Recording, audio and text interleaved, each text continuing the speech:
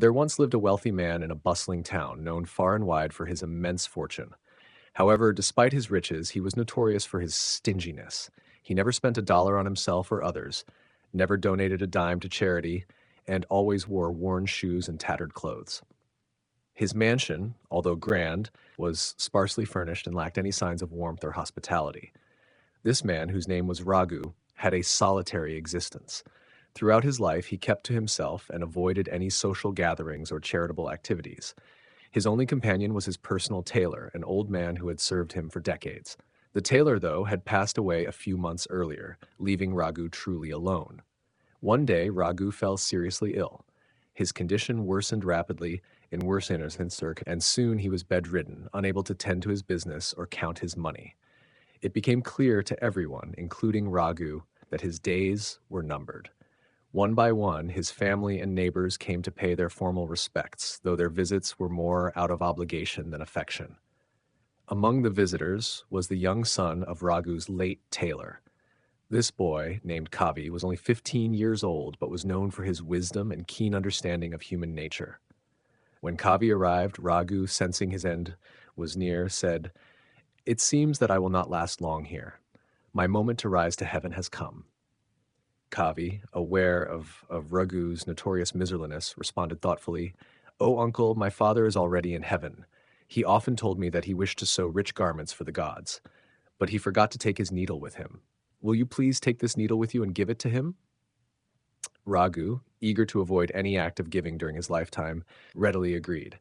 "Oh, all right, I'll be happy to do that," he said, taking the needle and granting the boy permission to leave. Alone in his bed, Raghu began to ponder how he would carry the needle to heaven. Where shall I place the needle? Pin it in my shirt? No, that won't do. All my clothes will burn away in my funeral fire. In my mouth? Yes, I'll place the needle in the bulge of my cheek, he thought. But then he reconsidered. But my whole body will be burnt to ashes. How am I to carry this small needle to heaven? The more he thought about it, the more confused and anxious he became. Finally, he called Kavi back to his bedside. "Son, here, take your needle back. I won't be able to take it to heaven," Raghu admitted, handing the needle back to the boy. Kavi, with a knowing smile, replied, "But uncle, if you are going to carry all your millions of dollars to heaven, then why can't you carry one little needle?" In that moment, Raghu's inner eyes were opened. He realized that none of his vast wealth or property would accompany him after death. The truth struck him hard. He had spent his entire life hoarding riches that he could not take with him beyond the grave.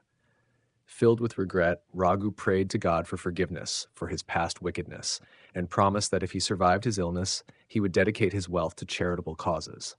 Miraculously, Raghu began to recover. Grateful for this second chance at life, he kept his promise. Raghu transformed into a generous benefactor. He built a grand temple, donated large sums to feed the hungry, and provided comfort to the less fortunate.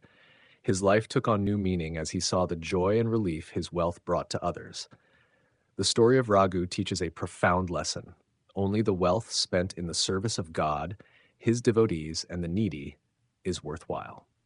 Our good deeds and acts of charity are the true treasures that accompany us after death, while material possessions remain behind. Raghu's transformation from a miserly Scrooge to a benevolent philanthropist reminds us that it is never too late to change, and that true wealth lies in the kindness we share with others.